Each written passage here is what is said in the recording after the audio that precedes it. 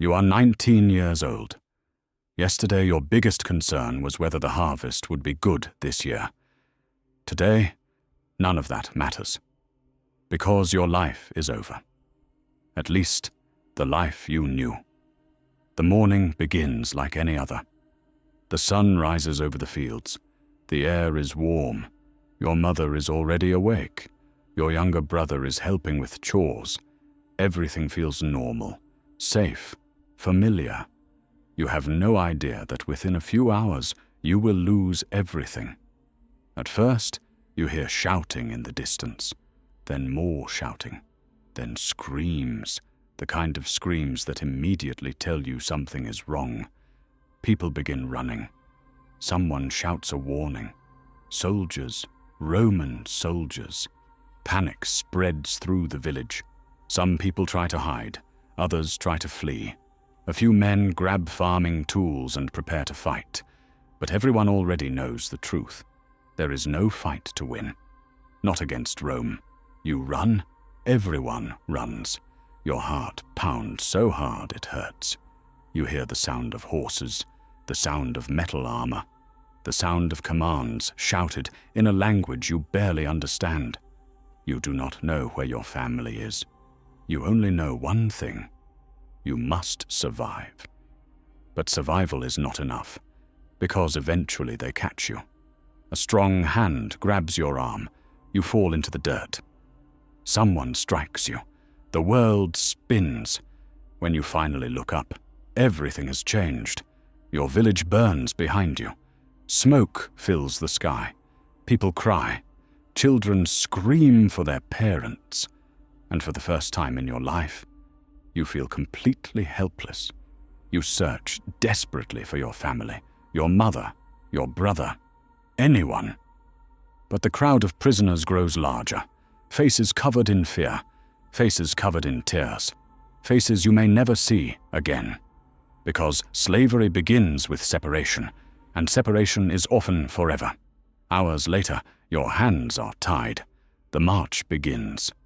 Nobody explains where you are going. Nobody explains what will happen next. You are no longer a person. You are property. And property does not ask questions. As the village disappears behind the horizon, a terrible realization settles into your mind. You are never coming home. Not tomorrow. Not next year. Never. The world you knew has vanished.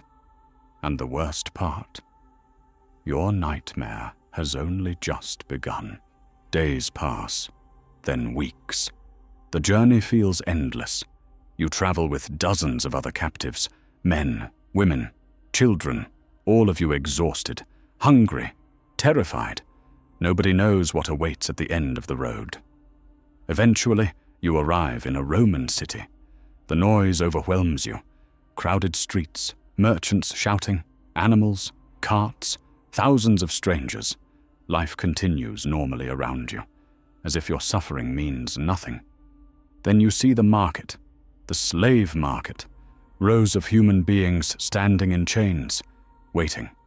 Some stare at the ground, others cry openly. Some have already given up hope, and soon you join them. People inspect you, just as they would inspect livestock. They examine your arms, your shoulders, your teeth, your height, your strength. You stand there silently while strangers decide your value. It is one of the most humiliating moments of your life, because for the first time, you realize exactly what you have become. A product. Hours later, a man stops in front of you. He studies you carefully. Unlike the others, he seems interested, not because of who you are, but because of what your body can do. Strong shoulders, good health, young age. To him, these qualities mean profit. Money changes hands. The decision is made. You belong to him now. You never learn his name immediately, but you soon learn what he does. He owns gladiators.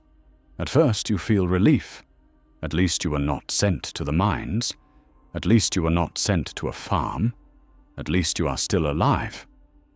But that relief disappears quickly, because the other slaves react differently. When they hear the word gladiator, they lower their heads. Some look at you with pity, others look away completely, as if they already know your fate.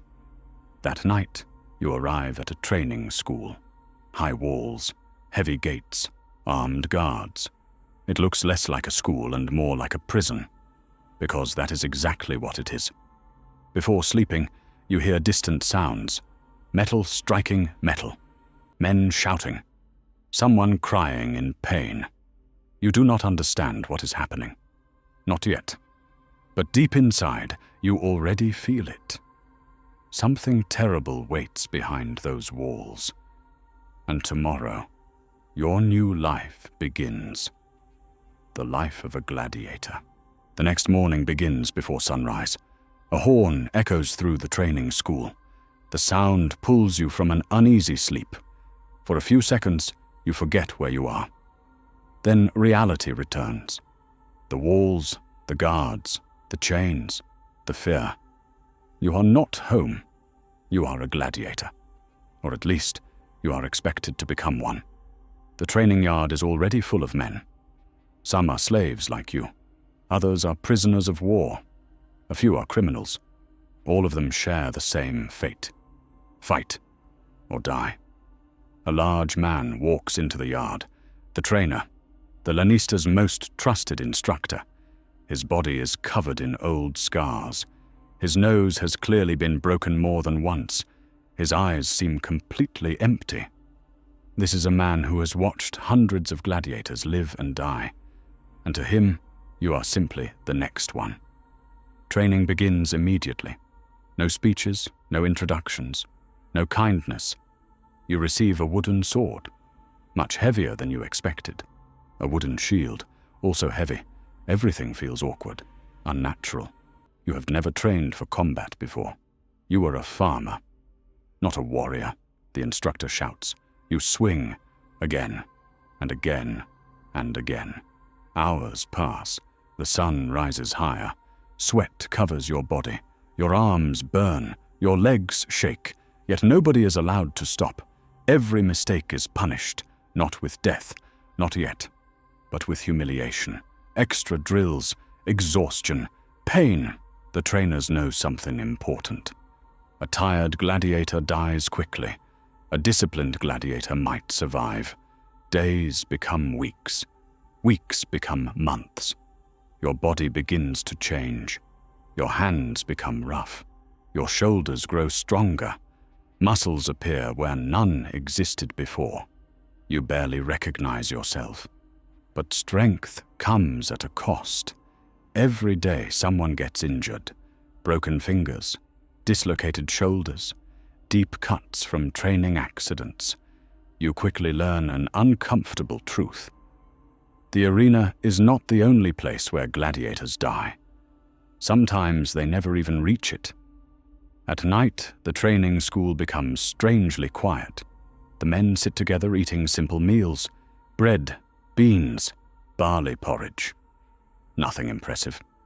Yet those meals become important, because they are one of the few moments when fear temporarily disappears.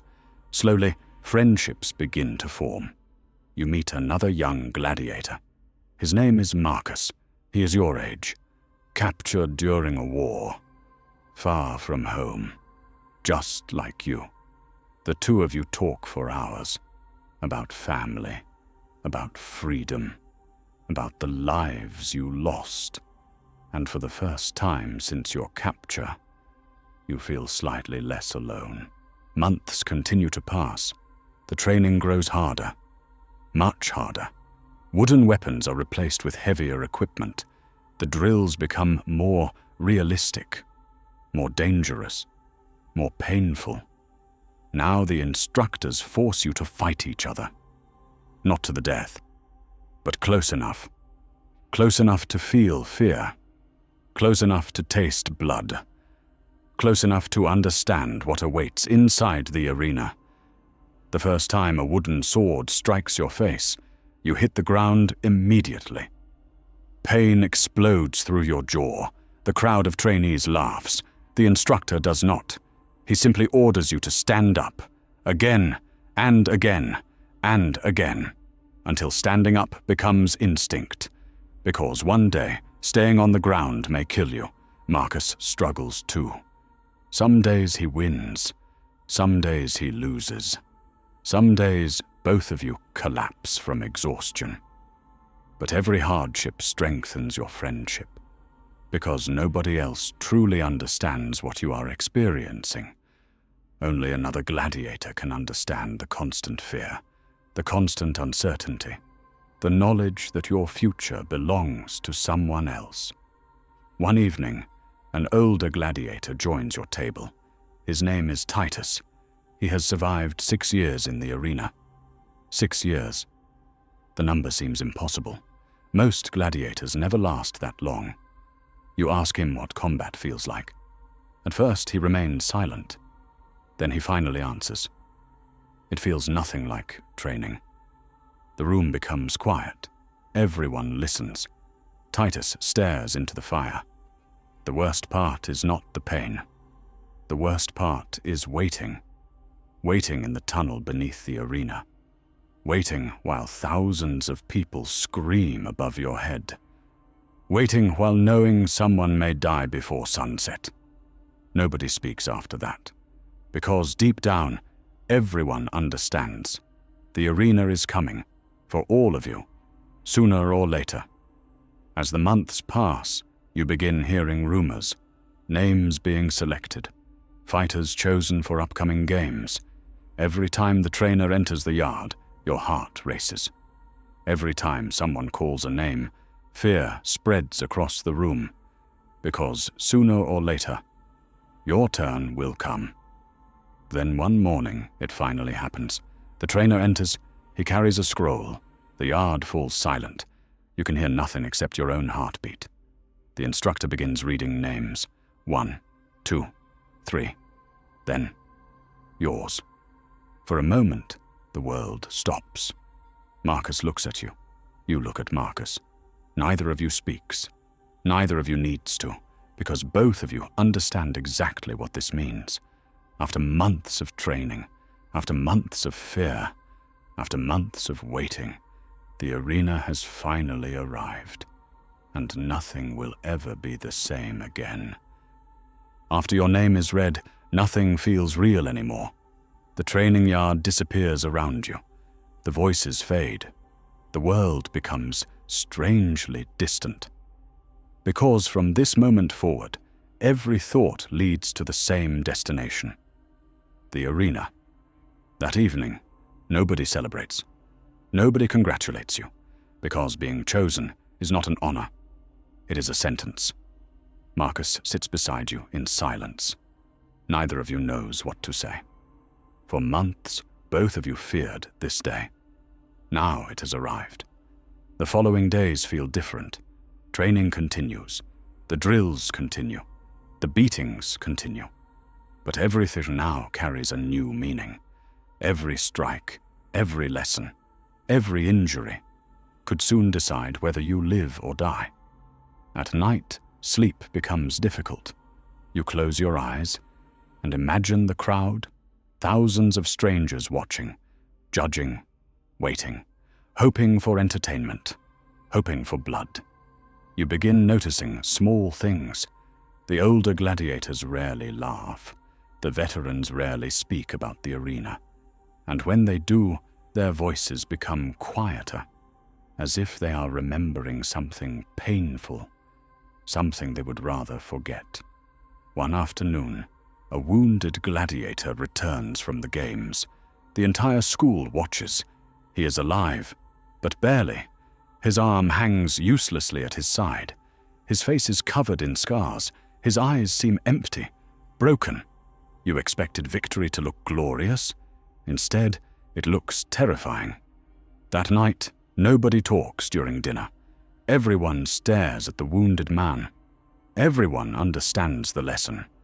Survival is not the same thing as winning. Sometimes, survival is simply another form of suffering. Days continue to pass. The games grow closer. You begin counting the mornings, then the nights, then the hours. Fear becomes part of your routine, a shadow that follows you everywhere. Eventually, Marcus asks a question, a simple question. What will you do if you survive? You think for a long moment. Then you realize something terrible. You have never imagined surviving, only dying. The day finally arrives. Tomorrow, you will enter the arena. Tomorrow, thousands of people will watch. Tomorrow, someone may die. Possibly you. The training school feels different. Even the guards seem quieter. The instructors no longer shout as much. There is nothing left to teach. What happens next is beyond their control. You receive better food that evening. Fresh bread, meat, wine. A final meal. At first it feels generous. Then you understand the truth. The owners are protecting their investment. A strong gladiator performs better. A strong gladiator earns more money. Even now, your value is measured in profit. As darkness falls, sleep becomes impossible. Some men pray, others stare at the ceiling. Some quietly cry. Many pretend not to be afraid. But everyone is. Every single one. Marcus sits beside you. For hours, neither of you speaks. The silence says enough. You both know that tomorrow could be your last day together. Your last conversation. Your last memory. Eventually, Marcus asks another question. What do you miss most? The answer comes immediately. Home. Your mother. The smell of the fields after rain. The sound of your brother laughing. Simple things. Ordinary things. The things you never appreciated until they disappeared. For the first time since your capture, tears fill your eyes. Not because of the arena, not because of death, but because you realize how much has been taken from you. Your freedom, your family, your future, your name, almost everything. Somewhere outside, the city continues to celebrate. Citizens drink, laugh, prepare for tomorrow's games. For them, it is entertainment. For you, it is survival. Hours pass. The night grows colder. Eventually, exhaustion wins. Your eyes begin to close. And before sleep finally takes you, one final thought enters your mind. Tomorrow, when the gates open, the person you are right now will disappear forever. One way or another. Tomorrow, a gladiator will enter the arena, and only fate will decide whether he comes back out. Morning arrives. You barely slept. The little rest you found was filled with dreams. Dreams of home, dreams of freedom, dreams that vanished the moment you opened your eyes. Today is the day you enter the arena. The guards arrive before sunrise. Nobody speaks. There is nothing left to say. You and the other gladiators are led through dark corridors beneath the amphitheater. The deeper you go, the louder the noise becomes. At first it sounds distant, like thunder. Then it grows stronger, louder, endless. The crowd, thousands upon thousands of people, waiting above your head, waiting for entertainment, waiting for blood. Your hands begin to shake. You try to hide it. Everyone does. But fear is impossible to hide completely. Even the veterans seem nervous. Even the men who have fought dozens of times. Because the arena frightens everyone. You finally reach the holding chamber beneath the arena floor. The room is crowded. Gladiators checking their weapons. Others staring silently at the ground. Some whisper prayers. Some cry quietly. Some look completely numb, as if fear has exhausted them. Marcus is there. He looks different, older somehow, more serious. The two of you sit together, perhaps for the last time. Neither of you speaks much. What words could possibly help? nothing can change what comes next. Suddenly the crowd erupts, a deafening roar. The games have begun. You cannot see anything, but you can hear everything. The cheering, the shouting, the excitement. And then screaming, real screaming. A fight has already started. Somewhere above, someone is already bleeding. The reality becomes impossible to ignore. This is not a performance. This is not theater. This is death disguised as entertainment. One by one, names are called.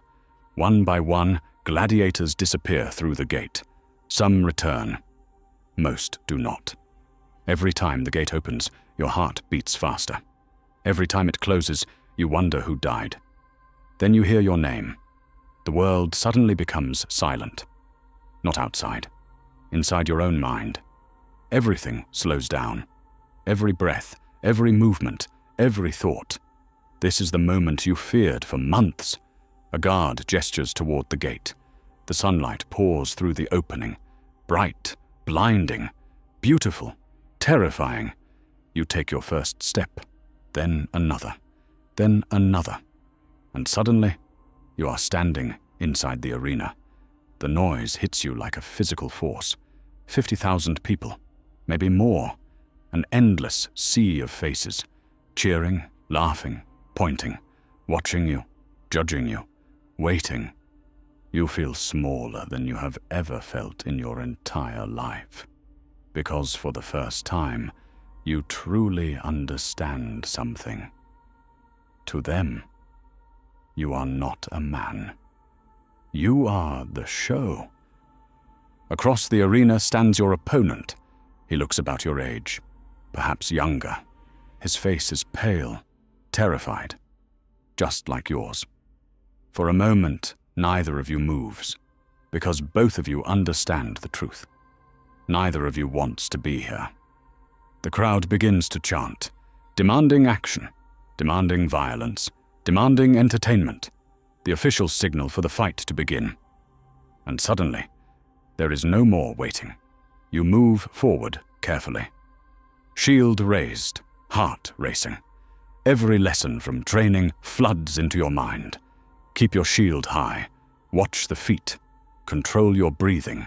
Stay alive. The first attack comes quickly. Your opponent lunges. You barely react in time. The impact shakes your entire body. The crowd erupts with excitement. To them it is thrilling. To you, it is terrifying.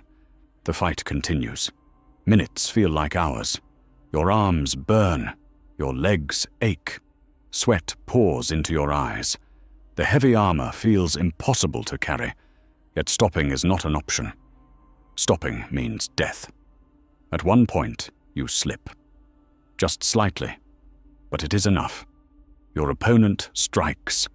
Pain explodes through your shoulder. The blade cuts across your skin. Not deep, but deep enough. For the first time, you see your own blood. The crowd loves it. They cheer louder than ever. And that realization hurts almost as much as the wound. Thousands of strangers are celebrating your suffering. Fear begins to transform into something else. Instinct. Survival. You stop thinking about the crowd. You stop thinking about Rome. You stop thinking about freedom. Only one thought remains. Live. The fight becomes faster, more desperate. Both of you are exhausted. Both of you are injured. Both of you are terrified.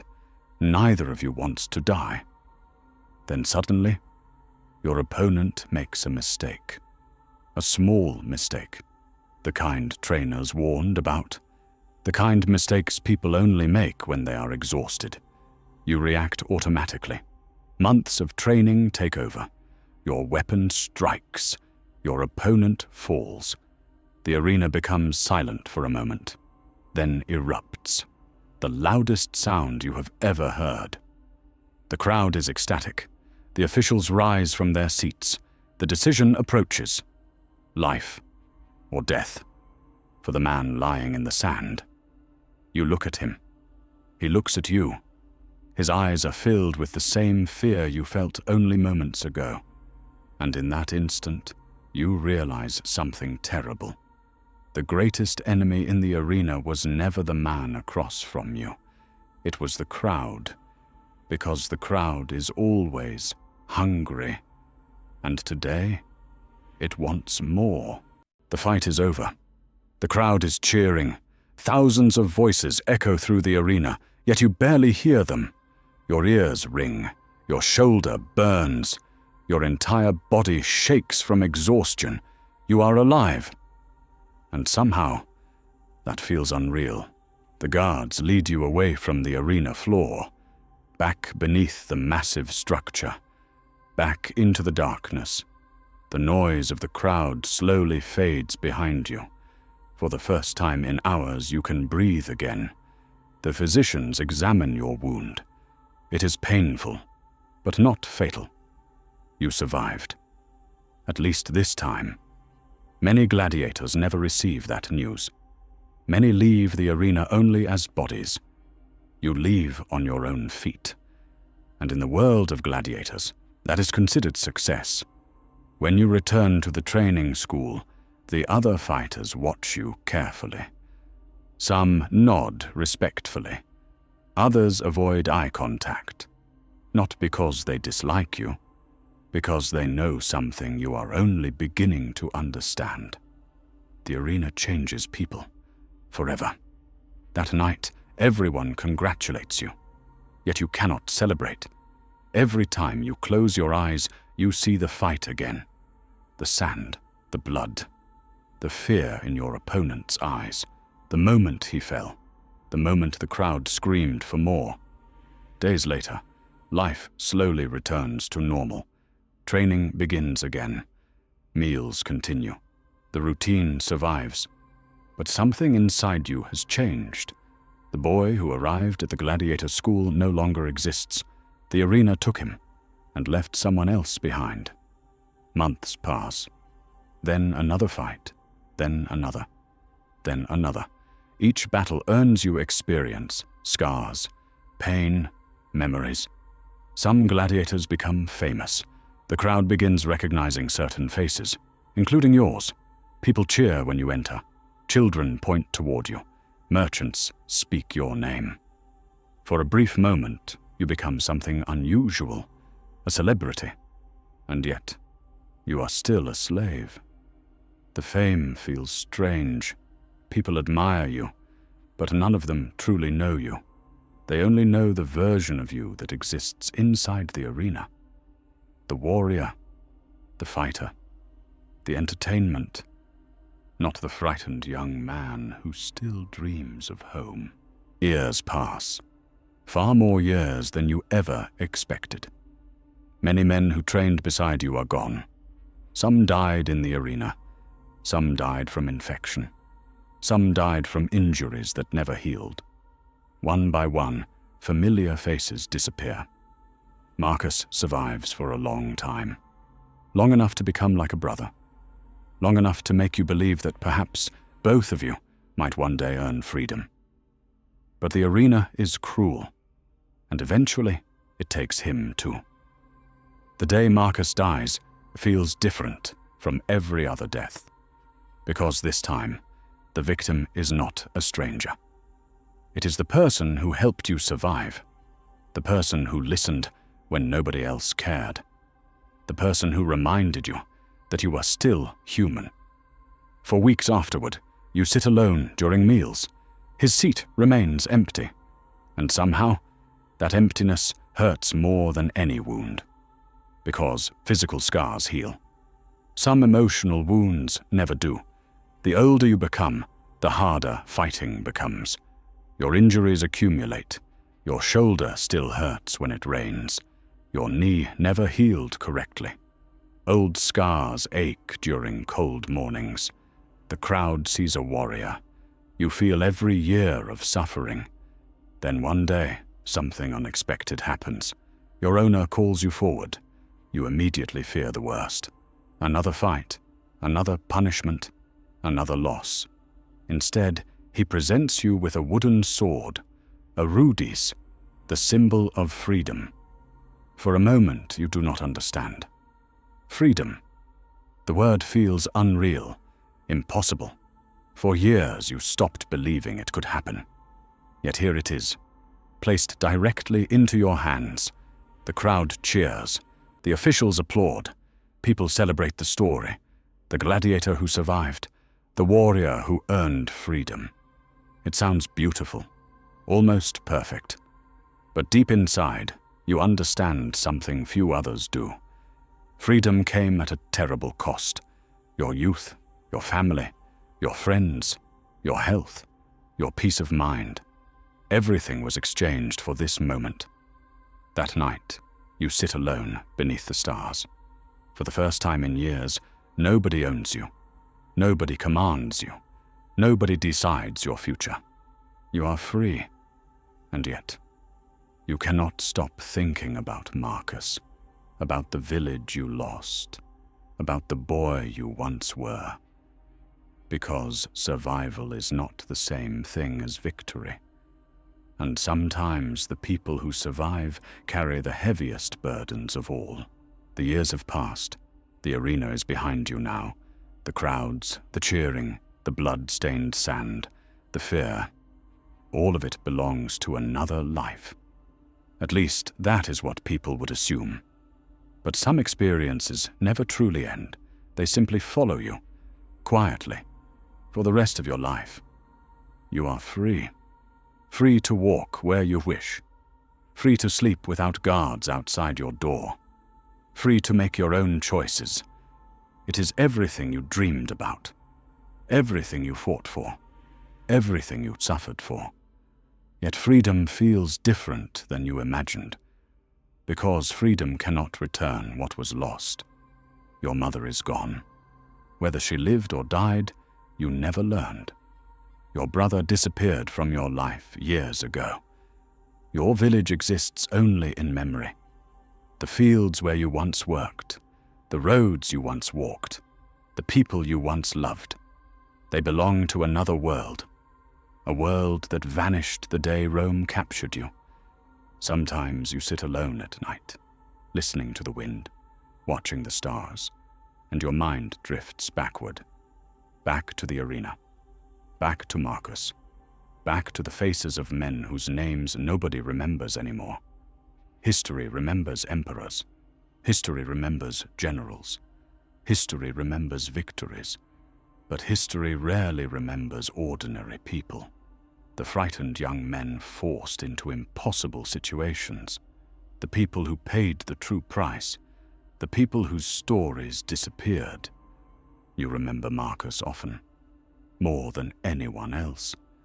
You remember his jokes, his fears, his dreams. You remember the last conversation you shared. You remember the empty seat after he was gone. And sometimes you wonder what kind of life he could have lived if he had never entered the arena. A husband, a father, a farmer, a free man, a future stolen by entertainment. And Marcus was not alone. Thousands of gladiators entered Roman arenas. Thousands. Some became famous. Most were forgotten. Some survived. Most did not. For every legendary champion, countless others vanished into history without leaving a trace. The crowd never thought about that. The crowd only saw the spectacle, the excitement, the drama, the violence. They arrived hoping to be entertained. And when the games ended, they went home. Meanwhile, the gladiators remained behind, carrying scars that would never disappear. That is perhaps the strangest part of all. The people cheering were not evil. They were ordinary people, parents, merchants, children, workers, people not very different from us. And yet they gathered by the tens of thousands to watch human beings fight for survival. It forces an uncomfortable question. How different are we, really? The Roman crowd wanted excitement. Modern people still do. The Roman crowd loved stories of winners and losers. Modern people still do. The Roman crowd watched strangers suffer from a safe distance, and throughout history, humanity has often continued doing the same thing. Perhaps that is why the story of the gladiators remains so powerful, because it is not only about ancient Rome, it is about human nature, fear, hope, survival, the desire to overcome impossible odds, the desire to be remembered. As you grow older, the scars on your body slowly fade, but the memories remain sharp, sometimes sharper than ever. You still remember the sound of the gate opening, the first step into the sunlight, the roar of 50,000 voices, the moment you realized that your life had become entertainment. And perhaps that was the greatest tragedy. Not the wounds, not the battles, not even the deaths, but the fact that so many human lives were reduced to a performance, a show, a spectacle, a way to fill an afternoon. Now the arena is silent. The crowd is gone. The emperors are gone. The gladiators are gone. The sand that once absorbed so much blood has long since disappeared. Centuries have passed. Civilizations have risen and fallen. Yet somehow, their story survives. So, would you survive as a gladiator? Maybe. Maybe not. You might survive the training. You might survive the arena. You might even earn your freedom. But survival was never the hardest part. The hardest part was losing everything that came before.